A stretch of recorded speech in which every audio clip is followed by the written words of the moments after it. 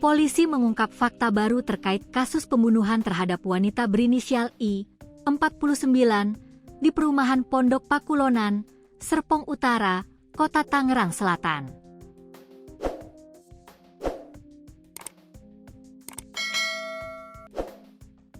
Pelaku pembunuhan merupakan pria berinisial TH alias Bang Tile yang merupakan mantan suami siri korban. Panit 1 Subdit Resmob Ditreskrimum Polda Metro Jaya AKP Pendi Wibison mengatakan, pelaku ternyata sudah merencanakan aksi pembunuhan tersebut. Fakta itu terungkap setelah polisi menggelar rekonstruksi di mana pelaku memeragakan 38 adegan pada Selasa, 21 April 2026.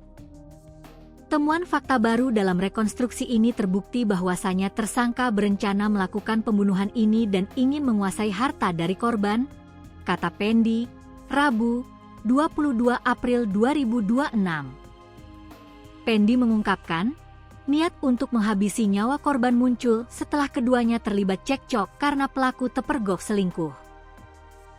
Tersangka ketahuan oleh korban selingkuh sehingga menimbulkan sakit hati dengan tersangka, sehingga terjadi cekcok dan oleh itu tersangka ada niat untuk melakukan pembunuhan, ungkap dia. Pelaku kini telah ditetapkan sebagai tersangka dan dijerat pasal 459 KUHP tentang pembunuhan berencana dengan ancaman hukuman maksimal penjara seumur hidup.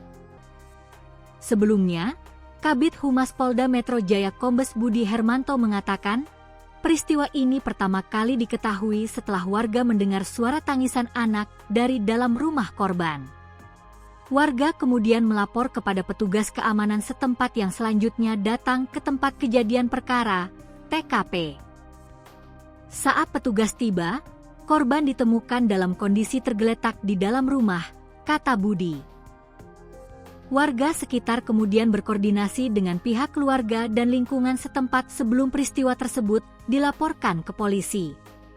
Saat ini, polisi telah melakukan olah tempat kejadian perkara dan masih menyelidiki peristiwa tersebut. Adapun penyebab pasti kematian korban masih menunggu hasil autopsi, tutur Budi.